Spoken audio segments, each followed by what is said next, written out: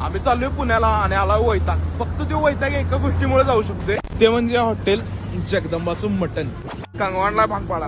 दरवेळीच आमचं ठरलेलंच आहे, जर पुण्याला चाललो असलो तर खेड शिवापूर मध्ये हॉटेल जगदंबाचं मटण खाल्ल्याशिवाय आपण पुढे जायचंच नाही. पण तुम्हाला सगळ्यांना माहित आहे बबलू व्हेज आहे, त्यामुळे तो बसला हलवत वाट्या. कारण आम्ही इथं कवा पण आलोय की नाही तेव्हा पण मटणच खाल्ले, व्हेज कवा खाल्लेलंच नाही. मी आता रोटी घेतलेली, पण जर तुम्ही इथं फर्स्ट टाइम ट्राय करत असला तर यांच्या मटणाबरोबर भाकरी खाऊन बघा, एकदम क्वालिटी विषय आहे ती. दरवेळी मला हवरेपणाच्या नादात भासते, कारण मी इथं आल्यानंतर माझ्या कंट्रोल मध्येच नसते.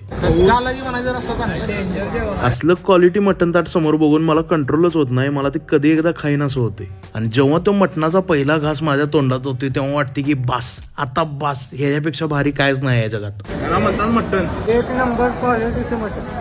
अगर कभी ऐसे मटन वाटे में हाथ बीत बुड़ो के मटन ताट खाता हुआ दिखू तो चौक मत जाना, और अळणी भात खाता हुआ दिखू तो भी चौक मत जाना. कारण हे दोन्ही पण मला आवडते. जर तुम्ही ते मटन ताट खाल्लं नाही की नाही, एक मटनची प्लेट मागवा आणि अळणी भात मागवा, बास होते तेवढाच विषय. आणि सरप्राईज मध्ये फादर, कारण बबलू आता उपाशी नाही आहे. बबलू आणि बबलू सारख्या असंख्य व्हेजिटेरियन माणसांसाठी जगदंबामध्ये व्हेज थाली पण अवेलेबल आहे. आणि हे काय नाही, जस्ट तुम्हाला एवढंच दाखवायचं होतं की मटन खाऊन सुंद झालेली दोन माणसं रॉंग साईडनं सोलकडीच्या बाटलीचं टोपण उघडत होती.